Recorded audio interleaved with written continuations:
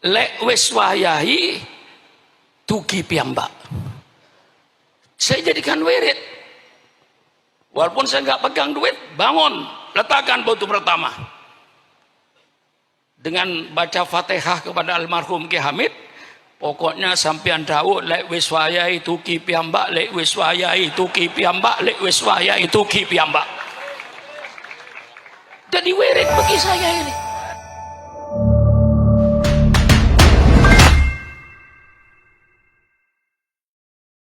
Assalamualaikum warahmatullahi wabarakatuh. Alhamdulillahi rabbil alamin. Wassalatu wassalamu ala ashrafil anbiya'i wal mursalin.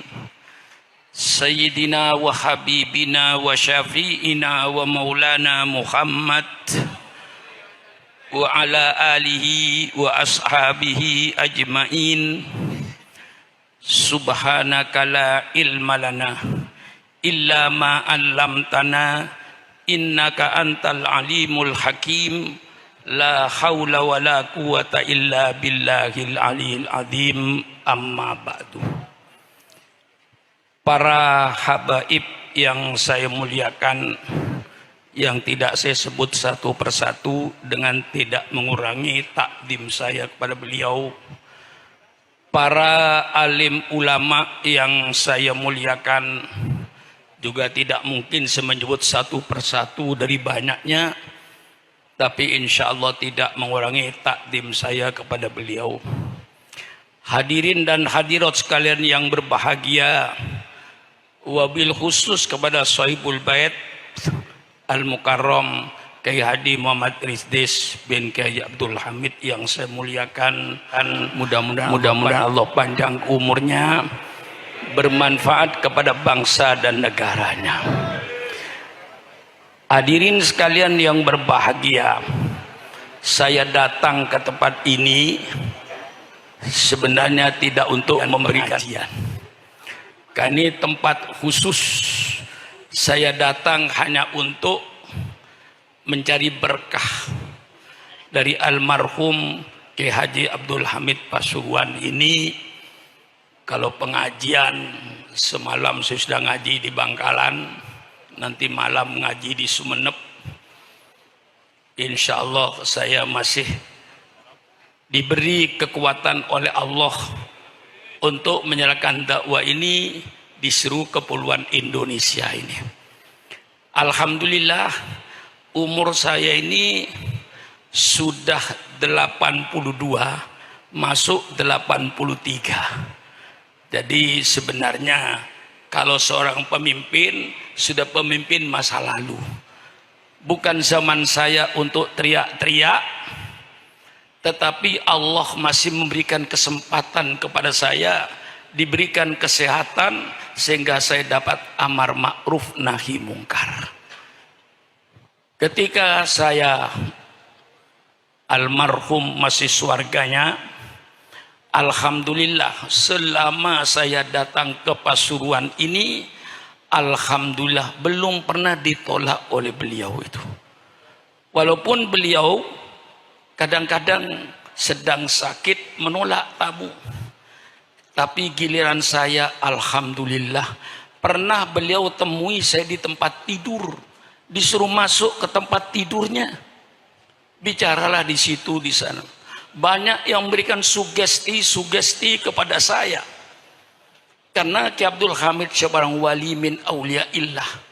Saya hanya mohon nasihatnya, mohon keberkahannya. Pada waktu itu saya minta kepada beliau, Ki Hamid, tolong Kiai, saya mohon doa Pak Kiai. Apa doa yang terbaik Kiai Hamid untuk saya? Dan berikanlah kepada saya wirid Pak Kiai, wirid apa yang terbaik? Apa jawab beliau kepada saya? Wiridnya Ustadz sudah bagus. Kalau ada undangan jangan ditolak. Dan ini pesan beliau, jangan milih-milih undangan. Itu yang saya pegang. Sehingga di Jakarta saya disebut Kiai Kaku. Diundang menteri kadang-kadang saya nggak datang. Diundang gubernur saya tidak datang.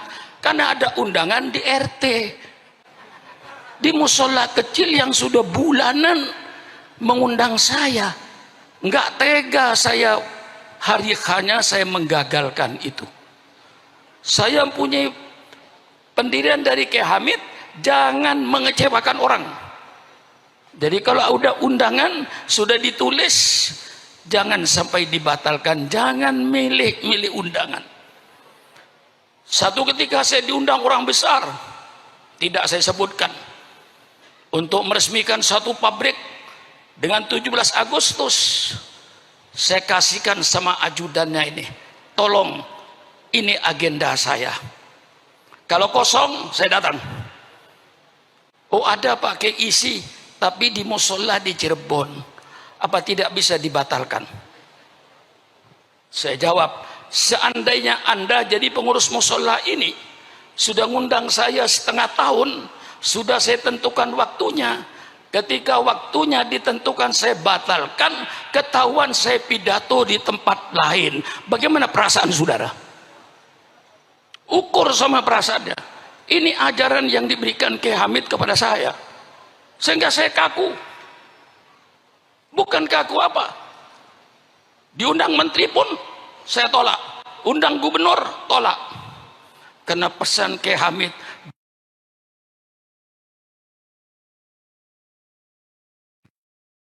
jangan milih-milih undangan. Ini senjata yang saya pakai. Kemudian saya minta lagi sama Kiai Hamid, Kiai, saya ini masih ilmu masih jauh Kiai, mohon doanya Kiai. Dan juga saya banyak membangun Kiai, perlu dana, perlu bantuan. Subhanallah, jawabannya menyejukkan sama saya.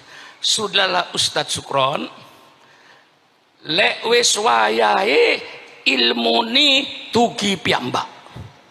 Ini kayak wirid bagi saya ini. Kalau dana gimana Kiai? Dana pun bangun yang berani. Nggak usah menggantungkan pada manusia, gantungkan saja kepada Allah. Lek wis wayahi tugi piyambak. Saya jadikan wirid. Walaupun saya nggak pegang duit, bangun, letakkan batu pertama. Dengan baca Fatihah kepada almarhum Kiai Hamid, pokoknya sampean dawuh lek wis wayahe tuki piyambak, lek wis wayahe tuki piyambak, lek wis wayahe tuki piyambak. Jadi wirid bagi saya ini. Sering saya pidato di mana-mana, lek wis wayahe tuki piyambak. Bukan bahasa Arab lagi.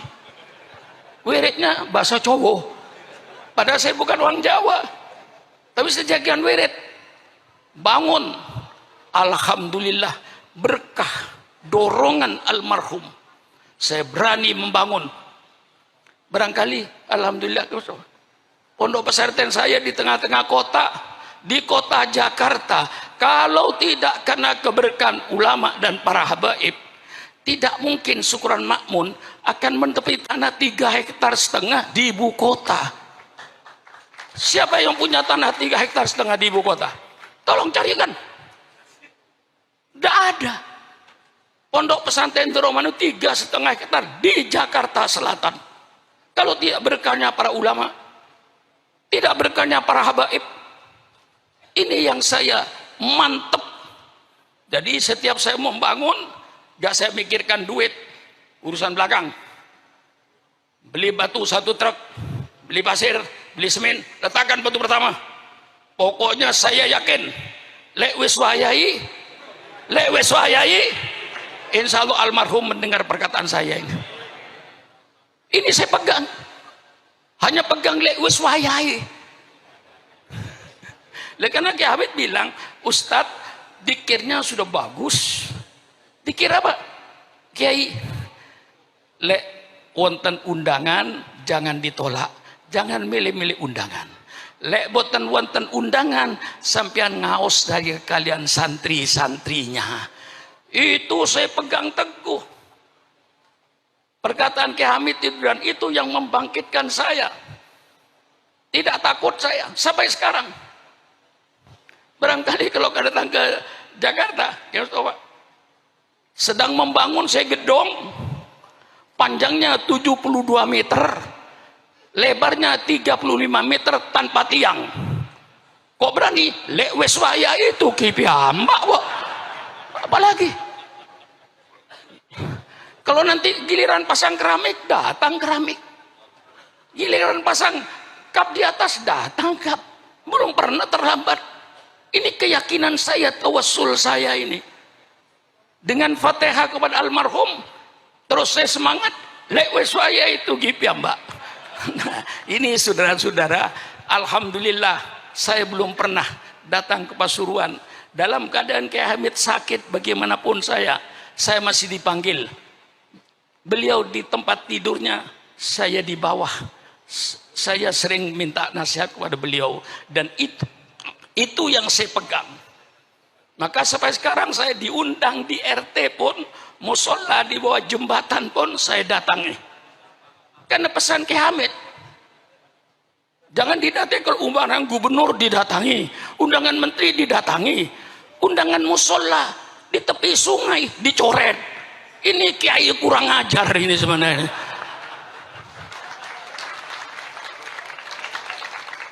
Ini yang saya pegang. Jadi ada punya pegangan saya ini dengan almarhum Kiai Hamid ini. Inilah saudara-saudara, tidak usah bicara soal perjuangan kiai. Kiai ini sudah pasti, nggak usah ditanya apa perjuangan kiai. Al-amru bil ma'ruf wan nahyu anil munkar.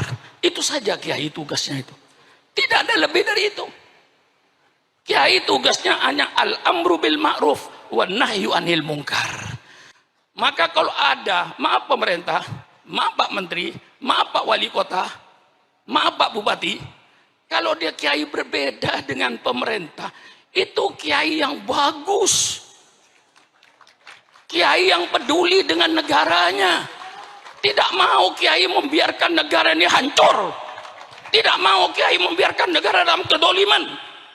Kiai tegur, kiai yang negor ini kiai yang baik, yang cinta negara, cinta bangsa. Kalau ada kiai berbeda, jangan ditangkap, jangan dipenjara. Kalau dia kiai berbeda, undang ke kantor kabupaten. Syukron Makmun berbeda dengan Bupati Lumajang. Bukan musuh saya ini. Saya cinta sama bupati. Supaya bupatinya tidak tergelincir. Undang saya ke kabupaten. Ini namanya demokrasi. Ngopi bersama dengan bupati. Betul apa tidak? Kalau perlu dengan mie goreng. Betul apa tidak? Mari bicara apa maunya Pak Sukron. Oh begini Pak Bupati Lumajang, begini Pak Bupati Pasuruan, sesuai dengan Al-Quran dan Sunnah Nabi begini. Kan enak toh. Jangan dimusuhi, lalu dianggap lawan. Ulama ini yang mendirikan republik ini. Kalau tidak ada ulama, tidak ada NKRI. Saya tegas, persilakan yang mau nuntut. Tidak ada ulama, tidak ada NKRI. Saya berikan fakta. Karena yang sekarang jadi pemimpin ini orang yang tidak baca sejarah barangkali. Ya, Al-Mukarram Kiai Stakuf itu yang akrab dengan saya dulu kakeknya. Kiai Bisri Mustafa yang akrab dengan saya kemana-mana. Lalu dengan Kiai Ulil Bisrinya, sekarang cucunya. Lah ini perlu baca sejarah. Ketika Indonesia mau proklamasi, Bung Karno bikin 60 panitia, gagal. Akhirnya bikin 9 panitia. Terdiri pada Bung Karno, Bung Hatta, Maramis dari Katolik, Abi Kusno, Wahid Hasyim, dan termasuk beberapa ulama-ulama lainnya mendapatkan rumusan. Apa rumusnya? Negara Republik Indonesia berdasarkan ketuhanan dengan kewajiban menjalankan syariat Islam bagi pemeluk-pemeluknya. Di luar Islam tidak usah menjalankan syariat Islam bagi. Ini yang disebut Piagam Jakarta. Dengan mendapatkan satu format yang jelas, negara Republik Indonesia berdasarkan ketuhanan dengan kewajiban menjalankan syariat Islam bagi pemeluknya, maka Bung Karno diminta untuk segera proklamasi tanggal 17 Agustus jam 10 pagi. Proklamasi, kami bangsa Indonesia dengan ini menyatakan kemerdekaan Indonesia. Hal-hal yang mengenai pembinaan kekuasaan dan lain-lain akan dilaksanakan dengan cara saksama dalam tempo yang sesingkat-singkatnya. Masa Kiai sudah apa? Kiai sudah berproklamasi begini kok masih dicurigai? Radikal. Apa-apaan itu? Nggak ada itu. Kiai radikal tidak ada. Kalau Kiai amar ma'ruf nahi mungkar Kiai ada. Betul kan? Kita ini cuma menawarkan konsep. Kita ingin melaksanakan peradaban Islam yang berdasarkan Quran dan hadis. Ini yang kita inginkan. Karena banyak peradaban yang berdasarkan hawa nafsu. Seperti night club, dansa, joget, telanjang. Itu peradaban, tapi dasarnya nafsu. Kami ingin bentuk suatu peradaban, suatu bangsa berperadaban yang berdasarkan Quran dan Sunnah Nabi. Ini kami mau tonjolkan.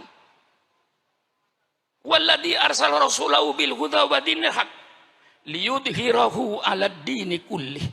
Dialah Allah yang mengutus utusannya dengan petunjuk dan agama yang benar. Untuk apa itu, Kiai? Liyudhhirahu, untuk diperlihatkan kepada bangsa Indonesia. Ini syariat Islam. Anda mau pakai persilakan, Anda tidak mau pakai persilakan. Wa ma alaina illal balaul mubin. Inilah syariat Islam. Kiai harus berani menampakkan ini syariat Islam. Bagaimana syariat Islam dalam berkeluarga, bagaimana syariat Islam dalam bermasyarakat, bagaimana syariat Islam dalam ekonomi, bagaimana syariat Islam dalam politik. Semua Islam ada. Jangan dikira tidak ada. Yang sekarang pada kiai pada takut bicara politik. Kiai, yang melarang politik itu dulu Belanda. Karena Belanda ingin menjajah Indonesia. Kiai dilarang baca politik, tidak boleh bicara politik di masjid, di majelis taklim dan lain-lainnya. Itu yang melarang bicara politik Belanda. Kalau sekarang masih ada orang yang melarang kiai bicara politik, itu berarti sisa-sisa Belanda. Jelaskan. Itu sisa-sisa Belanda itu. Persilakan. Kalau kiai sayang negara, kalau kiai cinta sama NKRI, saatnya kiai bicara politik. Politik Al-Quran, politik sunnah Rasulullah. Bukan politik kebohongan, bukan pencitraan, tapi kejujuran politik yang diminta itu. Betul apa tidak? Persilakan Kiai bicara politik. Politik Al-Quran. Bicara politik. Politik sunnah Rasulullah. Yang kayak tadi itu, Pak Bupati dan Pak Menteri, itu semuanya dalam Islam ada. Jangan mempersulit urusan rakyat. Hadis. Man waliya min amri ummati fasyaqqa alaihim fashquq alaih. Barang siapa yang memegang pimpinan urusan umatku, dia mempersulit urusan umatku, maka dia nanti akan dipersulit oleh Allah di padang mahsyar. Maka ketua RT, ketua RW, lurah, camat, bupati, wali kota, gubernur, presiden, menteri, jangan mempersulit urusan rakyat. Kalau bisa dipermudah, mengapa dipersulit? Jangan sebaliknya. Kalau bisa dipersulit, mengapa dipermudah? Iblis. Nah ini, betul? Betul ya Pak? Kalau bisa dipersulit, kalau bisa dipermudah, mengapa dipersulit? Man waliya min amri umatih fasaqwal fasquq alaih. Man yasta'illahu ru'yatan yamutu yauma yamutu. Wa wasul li ru'yatihi haramallahu alaihil jannah. Ini hadis politik.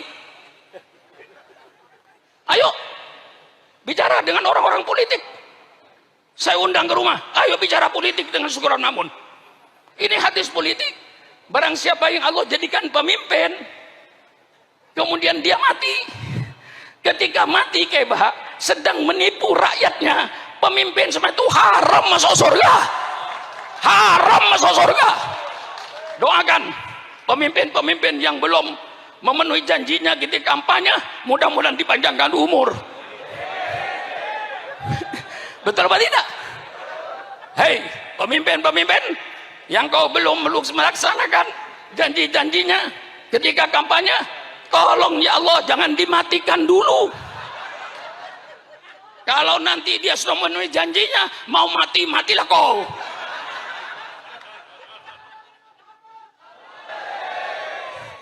Kurang apa saya ini? 83 tahun. Nggak pantas saya bicara begini nih. Bukan waktunya sudah. Giliran Kebha ini. Nih. Dulu ayah beliau yang akrab dengan saya. Namanya Kiai Nur Salim kan. Itu paling akrab dengan saya. Di pesantren hampir tiap tahun saya ke situ. Sekarang putranya, giliran sampian sekarang itu. Ini cucunya Mbah Hamid, bilang kecuali. Lah iya, saya sudah nggak pantas sudah. Tapi karena saya katakan, hai bangsa Indonesia, jangan kau bangunkan macan tidur. Saya sudah tidur. Tapi kalau Islam kau ganggu, jangan coba-coba. Yang umurnya Syukuran Makmun 82 tahun, Islam diganggu, komputer berputar 28 tahun.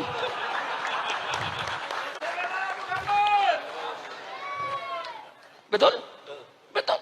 Nah, kalau saudara ingin tahu, pemerintah, terus terang aja, Syukuran Makmun, ketua RT, ketua RW, lurah, camat, sampai bupati, sampai presiden, semua yang ada ini tidak ikut berjasa dalam NKRI itu.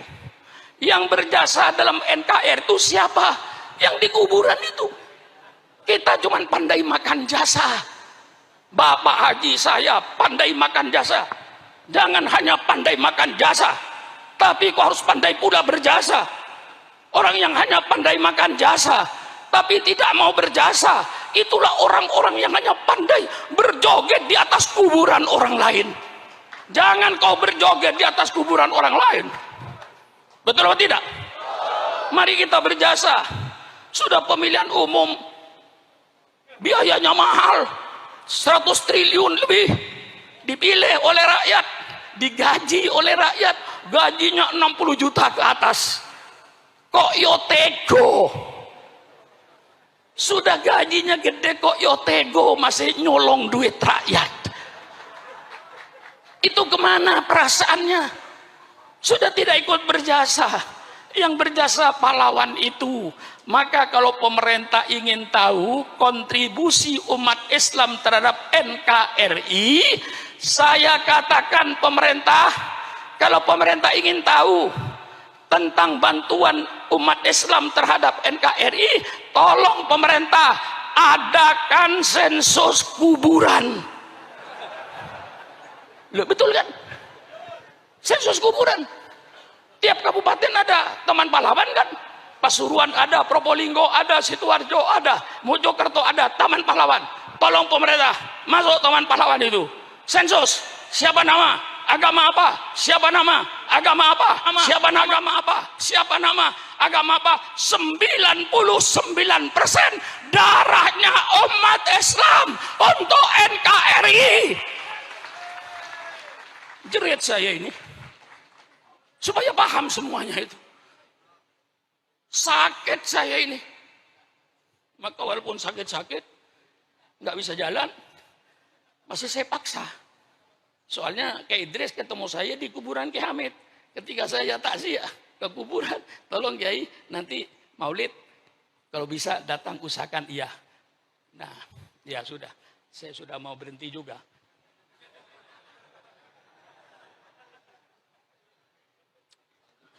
Nah, saudara-saudara, kalau di sensus kuburan 99% darahnya umat Islam. Tadi yang saya katakan kalau tidak karena ulama nggak ada NKRI. Jam 10 pagi proklamasi Bung Karno. Jam 3 sore angkatan Jepang datang kepada Bung Hatta. Dia bilang kalau 7 kata ini tidak dicoret, Indonesia Timur tidak ikut. Subhanallah. Pagi proklamasi, jam 3 Pak Saiful mau pecah Indonesia ini. Ya saya kenal betul dengan dia. Sama-sama NU-nya kok. Saya sejak dulu NU, tapi NU dulu. Tapi rupanya kembali ke NU dulu dia. Kalau NU dulu sama dengan saya. Apa? Iya. Kalau NU yang macam-macam, ya tunggu dulu. Betul atau tidak? Kalau NU, ya ini sudah saya tahu dia kembali kok. Selalu merayu saya kok. Ke pesantren saya berkali-kali itu menunjukkan tanda rujuk itu ya. Iya, soal kelahian Pak Saiful ngerayu itu urusan dia lah, tapi yang jelas berhasil dia kok. Sampai saya bilang, tolong kalau betul Habib Taufik datangkan betul loh dia itu. Iya, yang saya minta temu sampean loh. Jangan dikira. Nggak ngomong dia. Baru ngerayu. Ya, pokoknya urusan ngerayu kasih dia lah. Dan ini saudara, jam 3 sore Angkatan Laut Jepang itu datang menghadap Bung Hatta. Kalau ini tidak dicabut, kami Indonesia Timur tidak ikut. Berarti waktu ada Republik Indonesia Timur, ada Republik Indonesia Barat. Tanggal 18, Bung Hatta kumpulkan lagi. Minus Pak Wahid Hasyim karena pulang ke Indonesia diganti dengan seorang ulama dari Sumatera. Perdebatan terjadi. Kata satu tidak bisa, ini sudah ditandatangani. Kata satu gimana? Nah, nanti kalau pecah Indonesia ini dengan lapang dada wahai bangsa Indonesia dari Sabang sampai Merauke. Kalau tidak karena lapang dadanya para tokoh Islam waktu itu, NKRI tidak ada. Tegas saya. Tangkap aja. Saya sudah umur 82 tahun loh. Di penjara tinggal wirid aja. Lah iya. Saya sudah nggak ada apa-apa sekarang Pak Saiful. Nggak usah curiga dengan Supron Makmun. Walaupun saya nanti aktif di NU, jangan curiga. Jangan curiga. Mau jadi menteri sudah ketuaan. Mau jadi DPR sudah ketuaan. Tidak ada yang ada depan saya kecuali kuburan. Di depan saya kuburan. Jabatan sudah nggak ada, sudah lewat semuanya itu. Kalau saya masih umur 60 tahun, sampean boleh curiga saya, takut disaingi jabatannya. Takut berebut menteri. Tidak bakalan sekarang sudah sampean mau jadi menteri aja. Saya sudah lihat kuburan situ tuh. Nggak usah curiga. Ini umur sudah umur tambahan. Berdebat dengan lapang dada. Tokoh Islam cabut 7 kata itu. Dicabut itu. Dengan kewajiban menjalankan syariat Islam bagi pemeluknya, cabut, coret. Tapi ulama minta gantinya. Gantinya apa? Maha Esa, lebih mahal lagi. Sekarang secara akidah lebih mahal lagi. Maka berubahlah Pancasila, tanggal 17 masih berbunyi, negara Republik Indonesia berdasarkan ketuhanan, ya, berdasarkan ketuhanan, tidak ada Maha Esa, berdasarkan ketuhanan dengan kewajiban menjalankan syariat Islam bagi pemeluknya. Tanggal 18 Agustus berubah. Indonesia berdasarkan ketuhanan yang Maha Esa, titik. Kalau seandainya ulama waktu itu tidak mau merubah dan tidak mau mencabut, ya tidak ada NKRI itu. Masa ulama yang dicurigai tidak cinta NKRI? Ong Kiai yang bikin kok.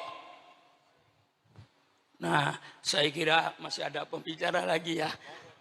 Nah, sudah. Ya biasanya saya ini pidato tuh ya 4 jam non-stop tanpa minum. Tadi itu saya hormati aja ngasih minum itu ya. Sebenarnya saya tanpa minum 4 jam juga nggak apa-apa. Allah sudah bikin tenggorokan saya spesialis. Insya Allah. Nah itulah saya sebenarnya banyak cerita. Tolong nanti kayak Bahak. Kita ingin membentuk satu peradaban yang berdasarkan Quran dan hadis. Peradaban berumah tangga. Peradaban dalam bermasyarakat. Peradaban di dalam ekonomi, peradaban di dalam politik. Intinya kayak Bahak, mengapa Islam bicara ini? Supaya anggota rumah tangganya berakhlakul karimah. Mengapa bicara ekonomi? Supaya pelaku-pelaku ekonomi itu berakhlakul karimah. Mengapa bicara politik? Supaya pelaku-pelaku politik. Ya, betul kan? Ya, enggak apa-apa dia desa itu terbuka, Pak, terbuka. Ya.